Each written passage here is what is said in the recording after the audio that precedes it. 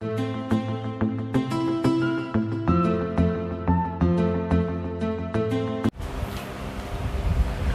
Students, welcome to my channel biology by MSK. तो आज की क्लास में हम स्टार्ट करने वाले हैं एक नया टॉपिक जिसका नाम है क्रोमोसोमल थ्योरी ऑफ इनहेरिटेंस। तो आइए देखते हैं ये जो थ्योरी है क्रोमोसोमल थ्योरी ऑफ इनहेरिटेंस ये क्या कहती है। Chromosomal theory of inheritance. तो ये जो थ्योरी है इसके बारे में जानने से पहले हमें ये पता होना चाहिए कि जो थ्योरी है वो किसने दी थी। तो ध्यान रखें ये थ्योरी दो पर्सन के द्वारा दी गई independently. This theory was given by Walter Sutton and Theodore Boveri। तो दो व्यक्ति थे ये। एक का नाम था Walter Sutton and the second one is Theodor Boveri. इन दोनों ने मिलकर के in 1902 independently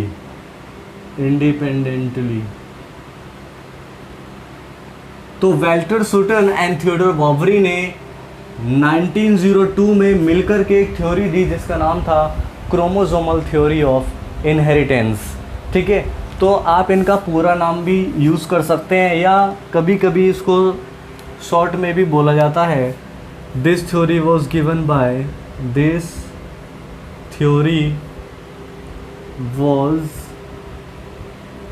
bye Sutton and Boveri. Okay, in 1902 इन दोनों ने इस थ्योरी को दिया। एक्चुअली में ये थ्योरी देने से पहले मेंडल की अगर जो हम बात करें तो मेंडल ने अपने डोमिनेंस में, लॉ ऑफ डोमिनेंस में एक बात बोली थी। उसने क्या बोला था? उसने बोला था each and every character is a factor. उसने हर एक कैरेक्टर को एक फैक्टर बोला जिसको बाद में जीन के नाम से जाना गया और उसको हम मेंडेलियन फैक्टर भी बोल सकते हैं।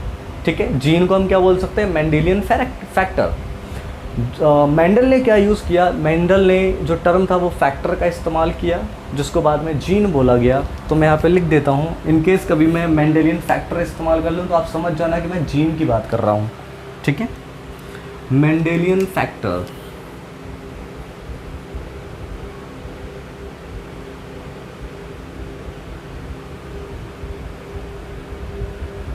मेंडेलियन फैक्टर को ही हम क्या बोलते हैं? जीन बोलते हैं। और मेंडल ने कहा जब गैमेटोजेनेसिस होती है तो जीन सेपरेट हो जाते हैं। क्या बोला था उसने? गैमेटोजेनेसिस के दौरान जीन जो हैं, जीन्स गेट सेपरेटेड।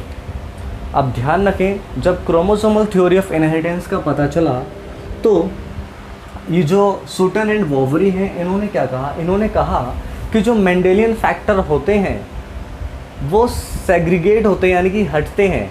ऐसा कहना बिल्कुल ठीक नहीं है, क्योंकि अगर जो हम रियल में बात करें तो वो जीन नहीं हटते हैं। रियल में जो क्रोमोसोम है, होमोलोगस क्रोमोसोम, वो एक दूसरे से सेग्रीगेट करते हैं। कौन सेग्रीगेट करता है? क्रोमोसोम।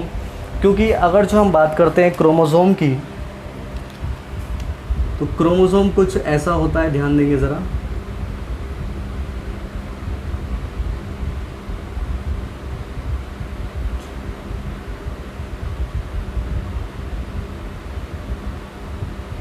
ठीक है, suppose it is a chromosome.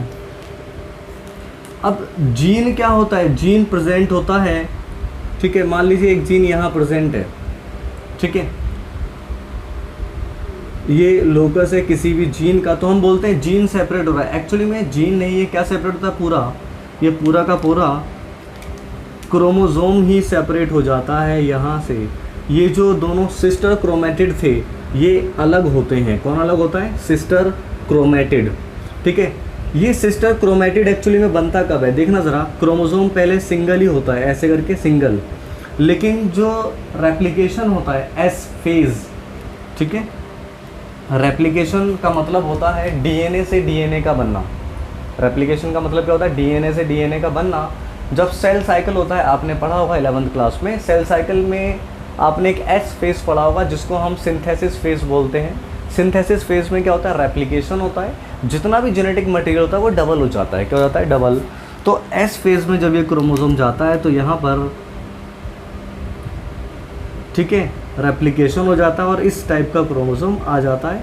अब ये दोनों कहलाते हैं सिस्टर क्रोमेटिड। क्या कहलाते हैं? सिस्टर क्रोमेटिड कहलाते हैं।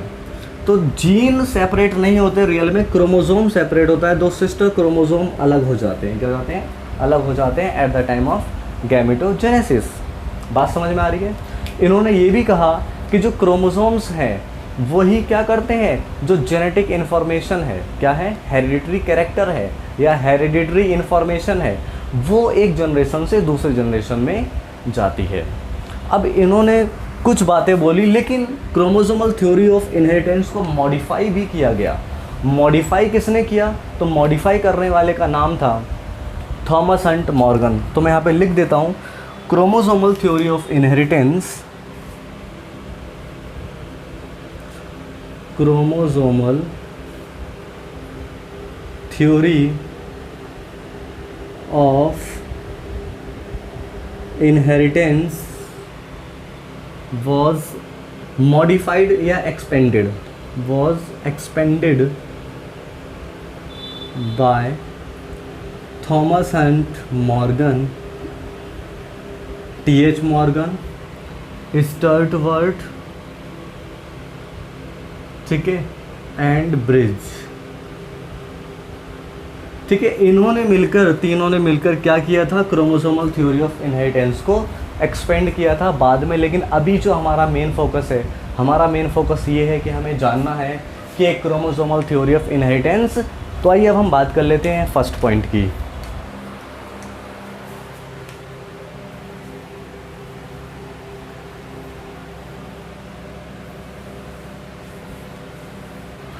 तो इसका जो क्रोमोसोमल थ्योरी ऑफ इनहेरिटेंस का फर्स्ट पॉइंट है वो ये कहता है गैमीट्स। फर्स्ट पॉइंट पे ध्यान देंगे ज़रा, गैमीट्स। एक्चुअली में गैमीट्स होते क्या हैं? तो गैमीट्स होते हैं स्पर्म एंड ओवा। तो जो गैमीट्स हैं, स्पर्म एंड ओवा, ये क्या करते हैं? हेरिडिटरी कैरेक्टर को, हेरिडिटरी इन्फॉर्मेशन को एक जनरेशन से दूसरे जनरेशन में लेकर के जाते हैं। तो gametes, that is sperm and ओवा, transmit the hereditary information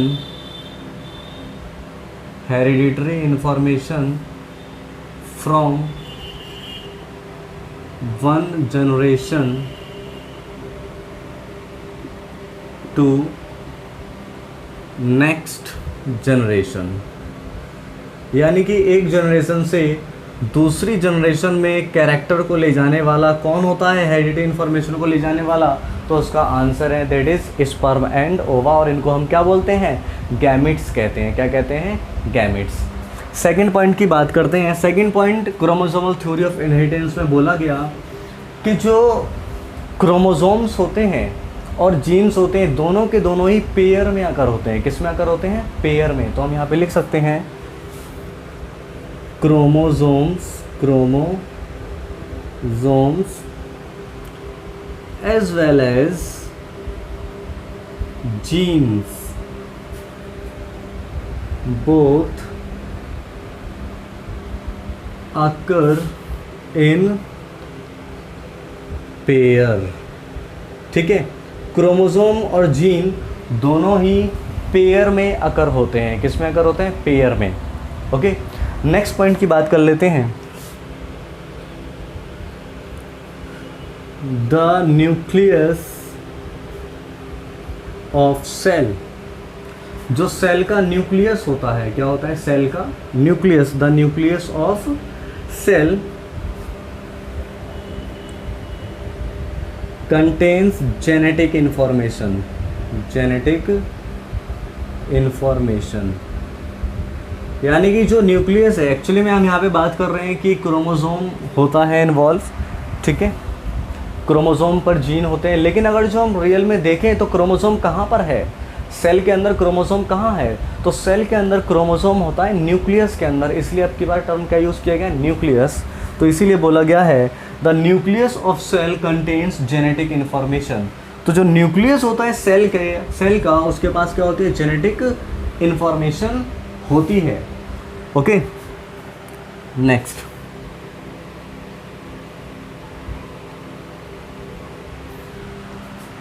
अगर जो हम नेक्स्ट पॉइंट की बात करते हैं तो जब जाइगोट फॉर्म होता है तो जाइगोट फॉर्म होने में हाफ क्रोमोसोम्स यानी कि हैप्लॉइड सेट जो है क्रोमोसोम का वो मदर से आता है और हैप्लॉइड सेट फादर से आता है, ठीक है। During formation of zygote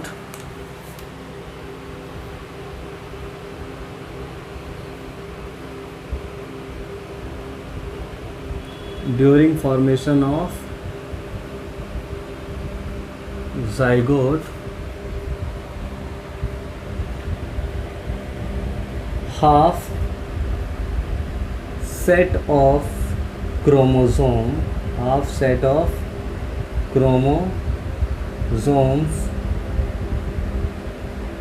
come from father and half from mother. Half set father से आया एंड हाफ सेट मदर से आया। और जो हाफ सेट होता है क्रोमोसोम का, हाफ सेट ऑफ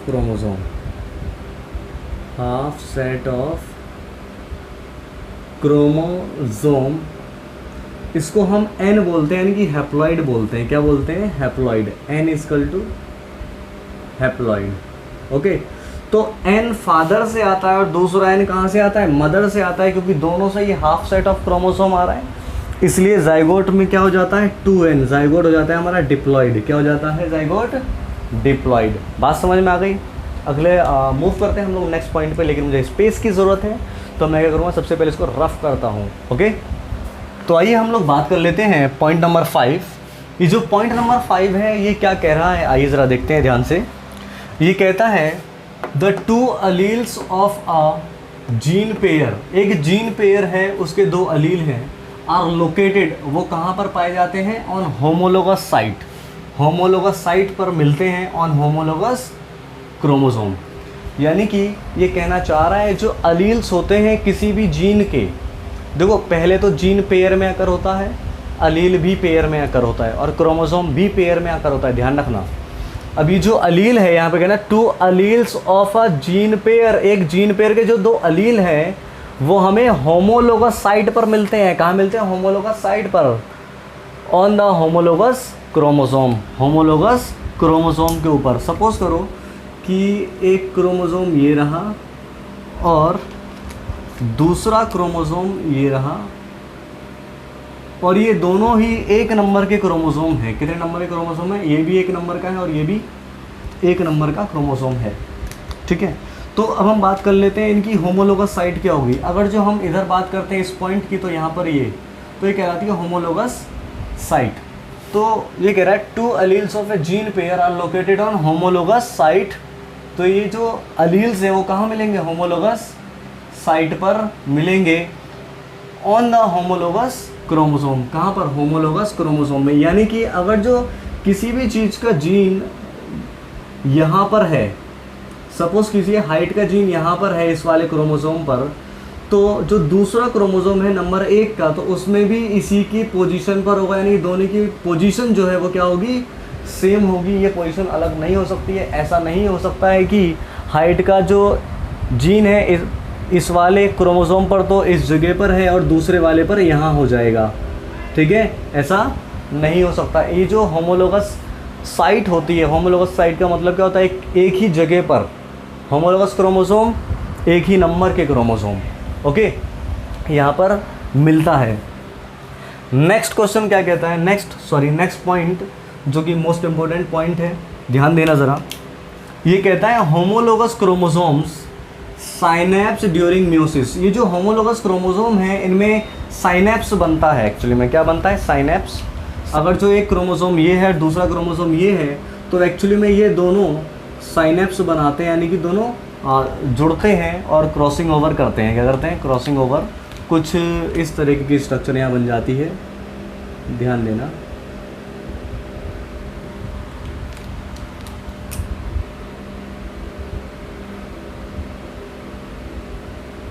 ठीक है, ये स्ट्रक्चर ऐसी फॉर्म होती है साइनेप्स जब करते हैं।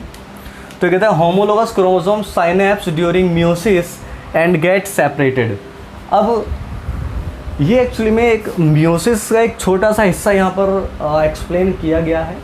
अगर जो आपने 11th क्लास में म्यूसिस पढ़ा था और आपको पूरा याद है तो आपको पता चलेगा ये साइनेप्स, क्रॉसिंग ओवर, ये सारी की सारी चीज़ें जो हैं वो प्रोफेज फर्स्ट में होती हैं, क्योंकि म्यूसिस फर्स्ट का जो पहली स्टेज आती है उसको हम प्रोफेज फर्स्ट कहते हैं। क्या कहते हैं, प्रोफेज फर्स्ट। ध्यान देना, मैं छोटा सा बताता हूँ साइड में। एक्चुअली में म्यूसिस के दो पार्ट होते हैं, एक होता है म्यूसिस फर्स्ट और एक होता है सेकंड। तो अभी हम सेकंड की बात नहीं कर रहे हैं, फर्स्ट की बात कर रहे हैं। म्यूसिस फर्स्ट में जो पहली स्टेज होती है वो होती है प्रोफेज फर्स्ट। क्या होती है, प्रोफेज फर्स्ट। फिर दूसरी होती है मेटाफेज फर्स्ट, फिर एनाफेज फर्स्ट और फिर टीलोफेज फर्स्ट। ठीक है, ये स्टेजेस होती हैं। लेकिन ये जो प्रोफेज फर्स्ट के बाद मैंने इतना गैप छोड़ा हुआ है, तो प्रोफेज फर्स्ट की कुछ सब स्टेजेस भी यहाँ पर होती हैं। कितनी स्टेज होती हैं, 5 स्टेजेस होती हैं। लिप्टोटिन, जाइगोटिन, पैकेटिन, डिप्लोटिन और डायकाइनेसिस। ठीक है, तो इन्हीं में साइनेप्स और क्रॉसिंग ओवर होता है।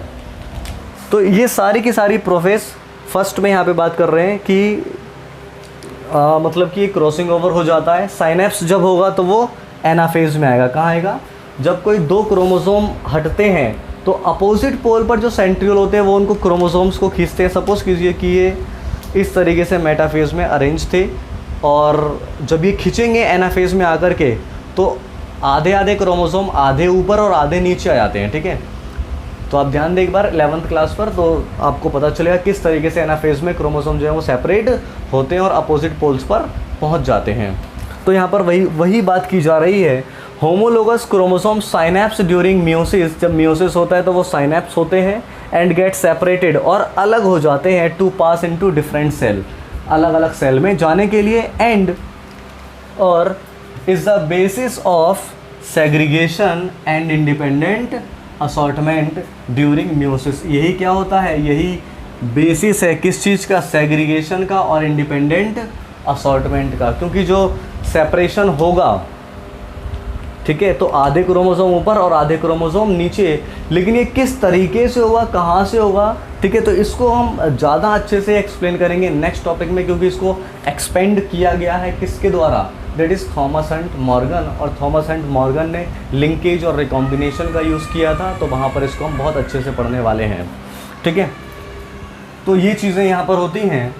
बट लेकिन जो सूटन एंड वॉवरी था, इन्होंने क्या कहा, इन्होंने कहा the pairing and separation of a pair of chromosomes, जो पेयरिंग होती है या सेपरेशन होता है किसी भी पेयर ऑफ क्रोमोसोम्स का, would lead to segregation of a pair of factor. तो उसकी वजह से क्या होगा, फैक्टर का सेग्रीगेशन हो जाता है, फैक्टर्स अलग अलग हो जाते हैं। क्या हो जाते हैं, फैक्टर्स अलग अलग। ध्यान देना, देखो क्रोमोसोम्स के ऊपर क्या है, जीन्स एक टाइप से, और जीन्स के क्या होते हैं, जीन्स को हम क्या बोलते हैं, फैक्टर। अगर जो क्रोमोसोम अलग हो रहे हैं तो हम बोल सकते हैं जीन अलग हो रहे हैं। सिंपल सी बात है या नहीं। आप अगर जो अभी थोड़ी देर पहले मैंने बात की थी कि अगर जो आप होमोलोगस क्रोमोसोम को मान लो अलग करते हो इसको, ठीक है, यहाँ से इसको अलग करते हो आप, क्रोमोसोम को अलग किया तो जीन भी क्या हो जाएगा, अलग हो जाएगा। जीन भी क्या हो जाएगा, अलग हो जाएगा। यही बात किसने बोली, सूटन एंड वॉवरी ने कही। और ये 6 पॉइंट आप ध्यान रखना, इसके और भी पॉइंट है लेकिन हमारी एनसीईआरटी के बेसिस पर इतना ही काफ़ी है। ये कहलाती है chromosomal theory of inheritance. But ध्यान रखना, इसको मॉडिफाई किसने किया, थॉमस हंट मॉर्गन ने। तो नेक्स्ट टॉपिक जो है हमारा, थॉमस हंट मॉर्गन को हम स्टडी करने वाले हैं। ठीक है, उसने क्या किया था, ड्रोसोफिला पर उसने अपना एक्सपेरिमेंट किया, लिंकेज एंड रिकॉम्बिनेशन कॉन्सेप्ट, जो कि मोस्ट इम्पोर्टेंट है। ओके, तो मेरे चैनल पर अगर जो आप पहली बार आए हैं तो सब्सक्राइब करें, मेरे चैनल को शेयर करें, वीडियोस को शेयर करें, लाइक करें। इन केस आपको कोई डाउट होता है कमेंट में, उस पर कमेंट ज़रूर करें। Thank you for watching biology by MSK।